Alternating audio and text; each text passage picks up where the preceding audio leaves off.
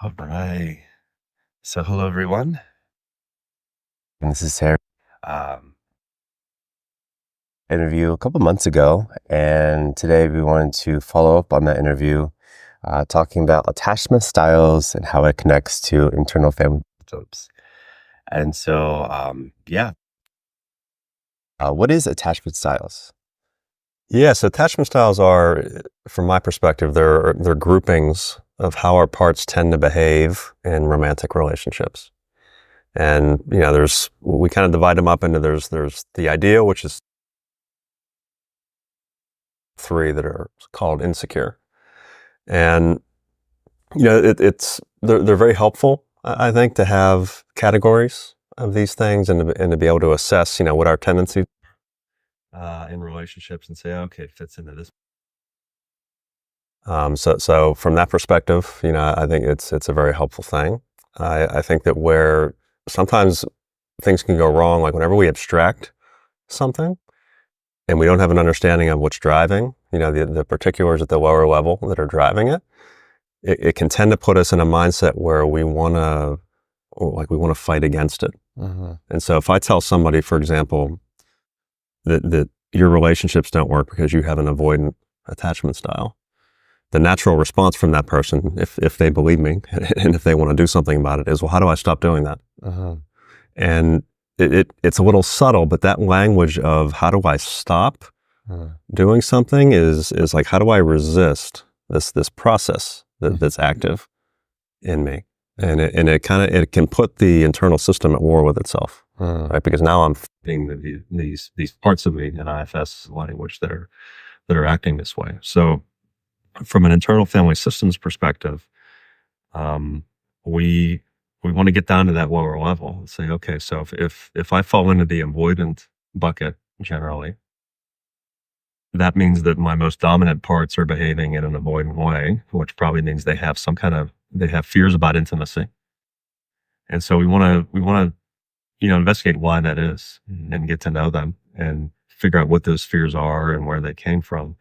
And that's how we can kind of work it from the ground up. Mm-hmm. So we're not fighting ourselves at that point, because these parts are not, if we want them to stop doing it or we ask them, they're not really interested in what the conscious mind thinks. Like a lot of times these are survival responses that we took on. So they're very little, they're really not subject to conscious control, at least not over the long term. So I think that's the danger of it. But it's helpful. But if we get lost in the abstraction and don't go deeper, I think it's problematic in terms of treatment. I see. So like you see the behavior and say, this is it. So how do you stop that? Then the deeper parts of yourself, the protective parts, are just not going to listen because it's been doing it for such a long time. It's like this behavior has been working for me. It worked for you in the past. So I'm going to stop now just because you said self. Yeah. Yeah. A lot of times these things save our lives. It's really impossible to overstate. Like when there are child-parent attachment issues, we can't overstate how terrifying that is for the child. And this is in the womb even, or during infancy. Like kids can pick up on this a mile away because they're expecting. An infant is an expectation of a secure attachment between it and certainly its mother, but also the father too. And when that's not there, it is so terrifying for the child that these defense mechanisms or these protective parts kick in to try and, like poke the holes in the dam, so to speak. So that, to make the best out of a really bad situation. And it is helpful back then.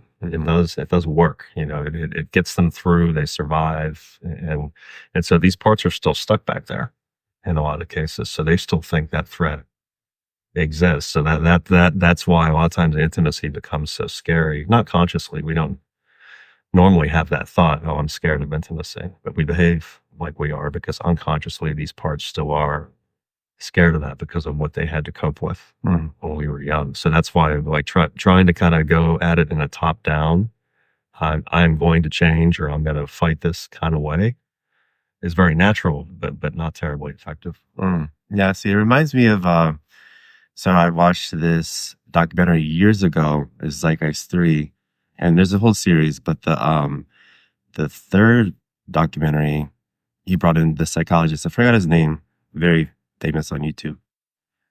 He talked about how even in the womb, they you can feel what's going on outside of you if you hear different sounds and vibrations, and they can be either disturbing vibrations like people arguing, or I think the psychologist mentioned a study about women in war and how their kids turned out after war, and like the mothers are hearing all these bombs go off and shooting, and then how their kids had certain mental issues afterwards, mental disorders.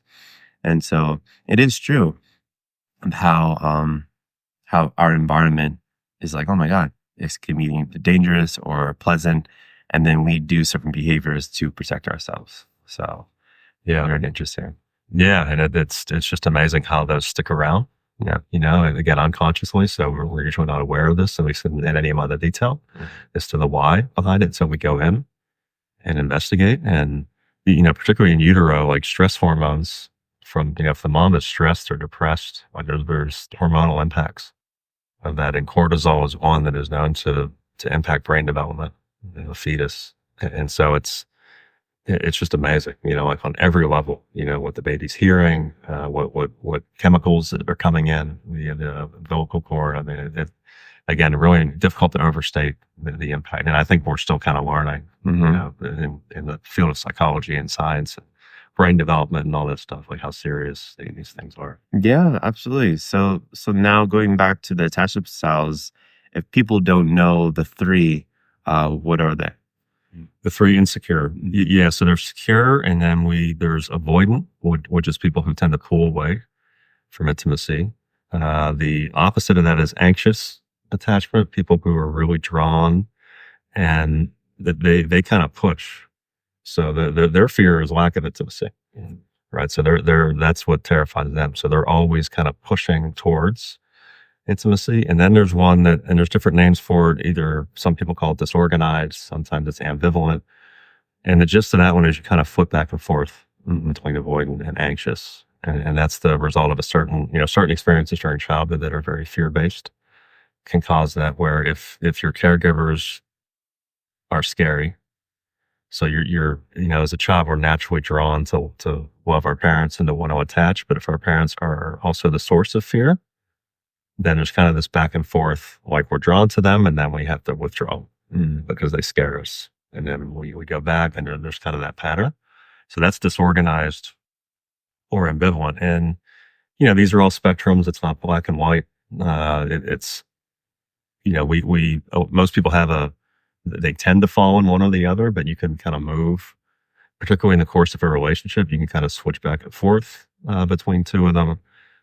Couples oftentimes will in sync like the two people in a couple will flip back and forth in unison between two. And it's just endlessly fascinating. You see these dynamics, and usually there's, we all have one where we kind of default to, but then on a short-term basis, we can go to another one, based on the circumstances in a relationship. But the anxious, the avoidant, and the disorganized are considered insecure because they're all really fear-based. And that fear invariably comes from, things that we experienced in childhood and coping strategies that we had to take on as a result. Mm-hmm. Okay.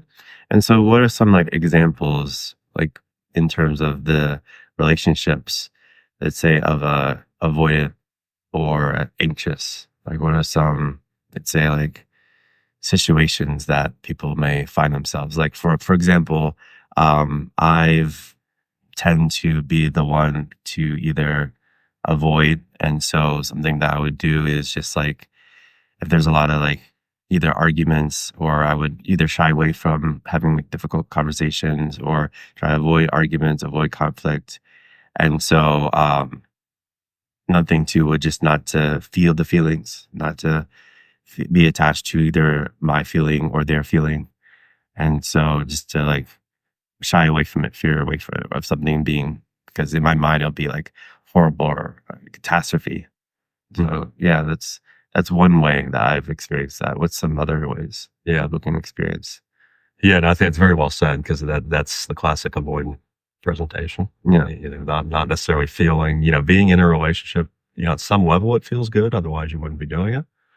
But a lot of times that deep connection isn't there for the avoidant, because there are parts, again, who are scared of that. So they keep that suppressed. Like, and then we're not able to feel, deeply in those relationships. The example I like to give, it's interesting if you look at what attachment styles tend to get together in couples, right? So two avoidants, very, very rare for two avoidants to get together, because you got two people who are pulling away. So it tends to fizzle out very quickly. But the classic pairing is avoidant and anxious. And what you end up with is the avoidant pulling away, the anxious pursuing all the time. And every once in a while, for a little bit, it'll switch. So the anxious will get fed up and pull away, and as a response to that, the avoidant pursues. Because now the avoidant's scared, ironically, of losing the attachment that they've been pulling away from this whole time. So there's this pursue withdrawal, and then it can switch for a little while, and then it tends to go back. And that's what keeps that kind of relationship going, is because they're both in that. They're in they have compatible attachment styles, maybe is the way of saying it. They stay the same distance from each other because they're just moving in unison. And it's both, again, it's fear on both sides, fear of intimacy and fear of losing intimacy that's driving. And the classic pattern there is the anxious one is,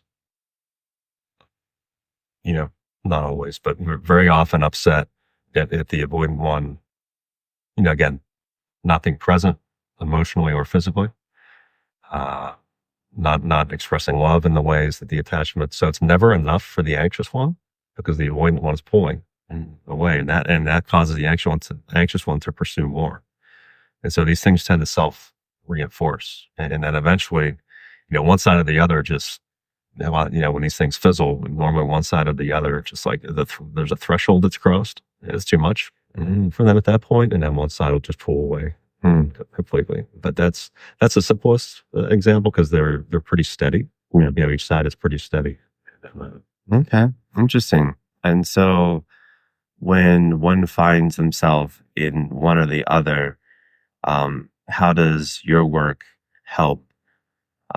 Let's say, for example, the avoidant. Like, what do you start with the avoidant, and then do you do something a little bit different for the anxious? Yeah, really the same. So with this approach, for those who aren't familiar, we look at the mind as consisting of parts rather than being a single homogeneous thing. And these parts are individual subpersonalities within us. It's endlessly fascinating, and they all, when there's trauma during childhood, these parts will take on different coping strategies to get through that, and often to survive at all. Like, that's what they had to do. But they get stuck in the past at young ages. So where this notion of an inner child comes from. And so they keep doing these things even decades later when we're adults. So with either an avoidant or an anxious, what we're getting at is, okay, where's the fear coming from? Fear of intimacy or the fear of losing the intimacy. And when we can connect with that fear, we'll find the part, or generally the parts, who are carrying that. And then and then it oftentimes, like a lot of IFS, I refer to it as inner attachment work, because we have this notion of the self, capital S self, which is the aspect of us that's not a part. It's our essence. And that's really the adult inside, so to speak. And so a lot of this becomes a relationship building between the self and these parts who are carrying this pain and carrying this fear. And then once these parts are heard, and they'll usually very willingly share what they went through, why they took on these roles or this pain that they're carrying. And then there's a process in IFS, very shamanic actually, to unload this pain that the parts are carrying. And then at that point, the parts, like literally the fear is what we're getting rid of at that point. And that's kind of like the last step in the healing process. And then the parts don't feel this. Like they realize, oh wow, I'm not scared of intimacy anymore, or I'm not terrified of losing this particular person, because I know there's other people out there.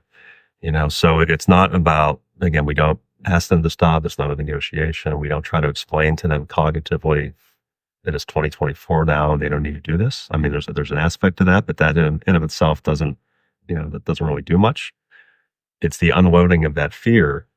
And then when they're attached to self, that now they're getting the love that they need inside. They're getting the attachment that they missed out on. when they were young. And so they're secure at that point, to bring it back to attachment. And so then we find in romantic relationships, oh, well, now I can feel more, right? There's not this numbness that, for avoidance is awful common, and I'm not pulling away constantly. So the change is a natural outcome of healing the parts rather than trying to force them or, coerce them somehow into changing.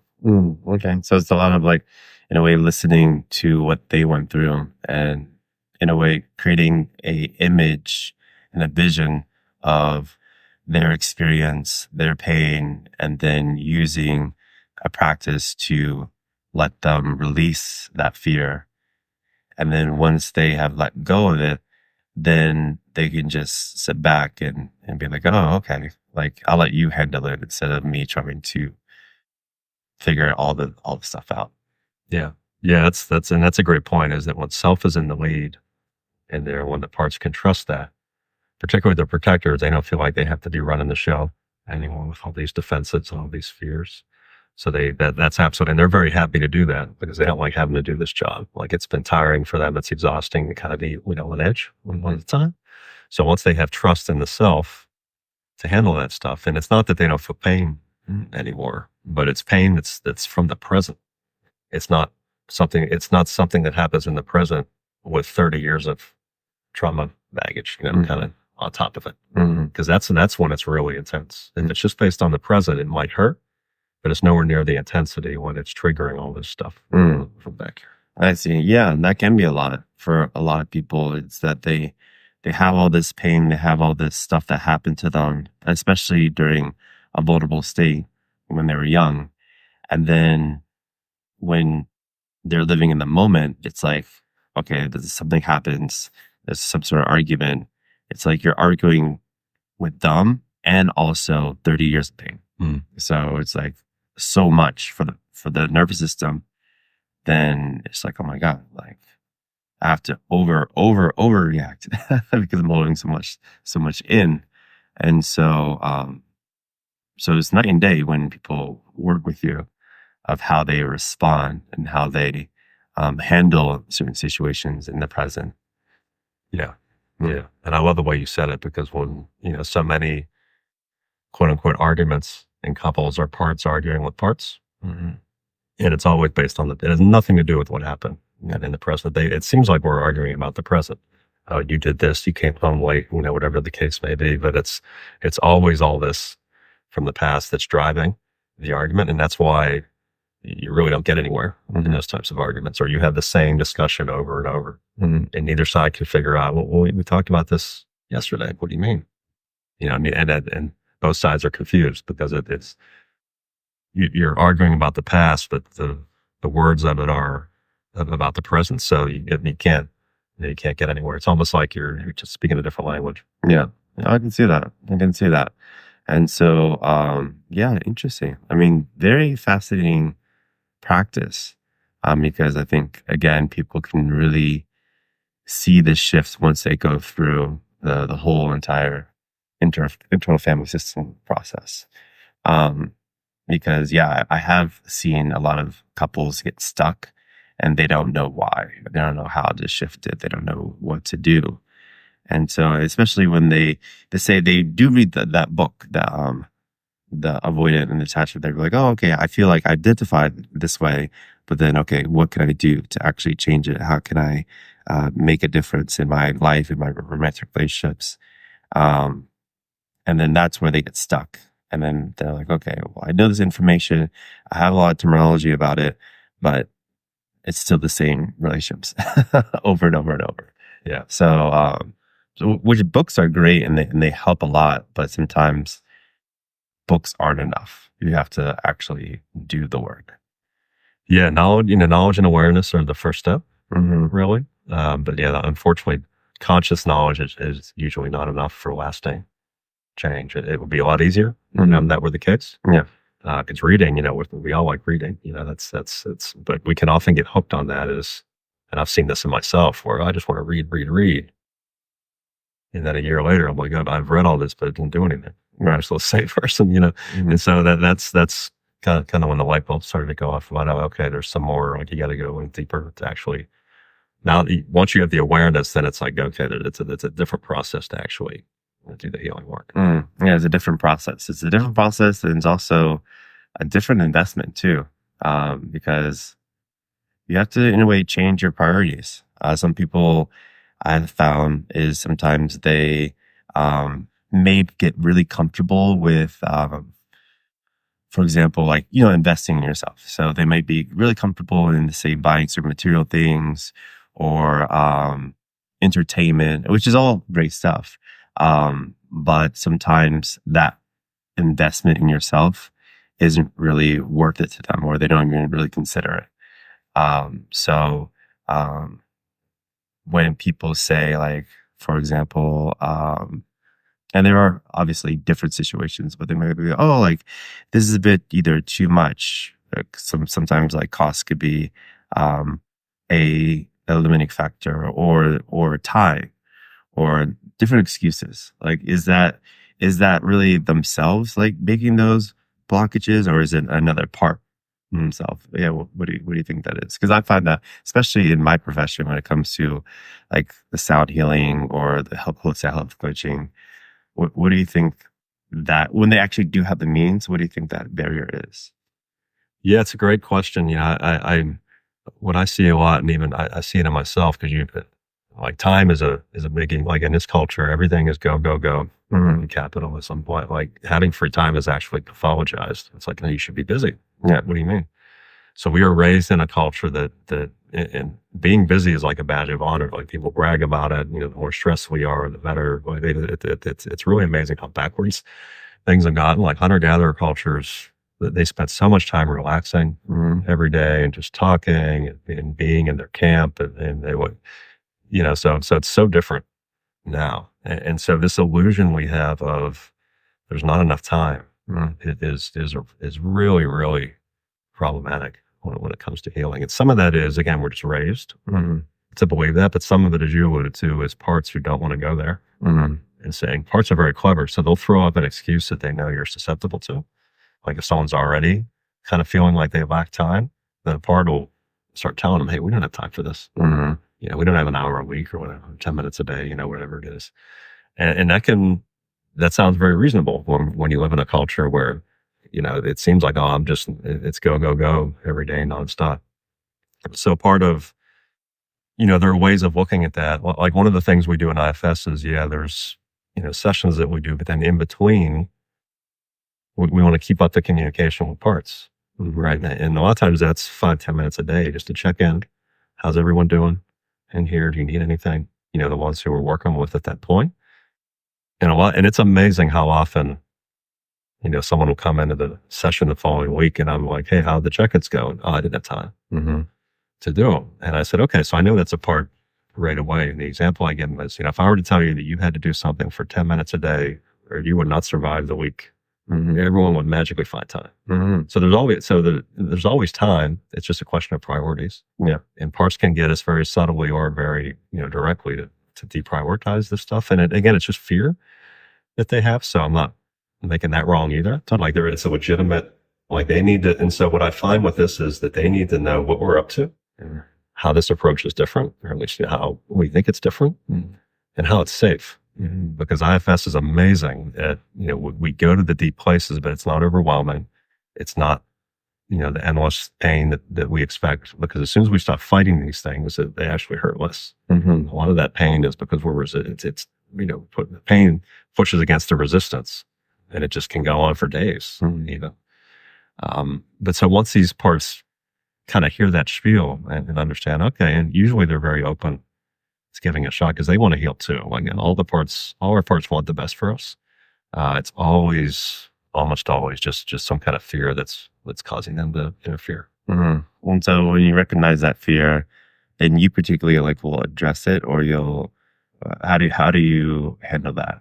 Yeah, we'll work with the part. I'll kind of start with what I said, which is, kind of tongue in cheek about the 10 minutes a week thing, but it's really about finding that part. And again, parts just want to be heard. And that's the big thing that I find, because we're not listening. Like when there's no capital S, self-awareness, then there's no one to listen. to the parts. And that's what happens when couples argue too. It's parts arguing, but no one's listening. Yeah. So then the next day it's the same argument. Mm-hmm. It's the same thing internally, where once they're heard and we can validate and say, okay, yeah, I totally get why you're nervous. You've seen things not work in the past. You've seen things be very painful, and you don't want to go there. Yeah. Again, I get it. And then it's a little we call psychoeducation about, again, how this is different, how IFS works. And normally, in my experience, once they hear that, they're pretty open. At that point, they may come back in a week or two later with another fear, and then we just address that. But it's really important to hear them out, welcome them in when they come, and just like you would with your child, if your child is scared of something, hopefully we a lot of times we do say this, but hopefully we don't say, no, don't be scared. What do you mean? There's no problem. Like, that's a very rational answer. But if we receive it and we say, okay, tell me about that. Tell me about what you're feeling right now, what caused it.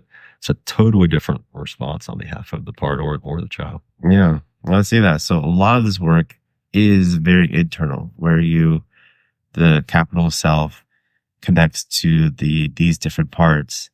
And once there's a connection there, the self can listen to the part, then that will translate into the relationship, how the relationship can ultimately change, and especially how you even respond to what your partner is saying. Like, the response is going to be very different.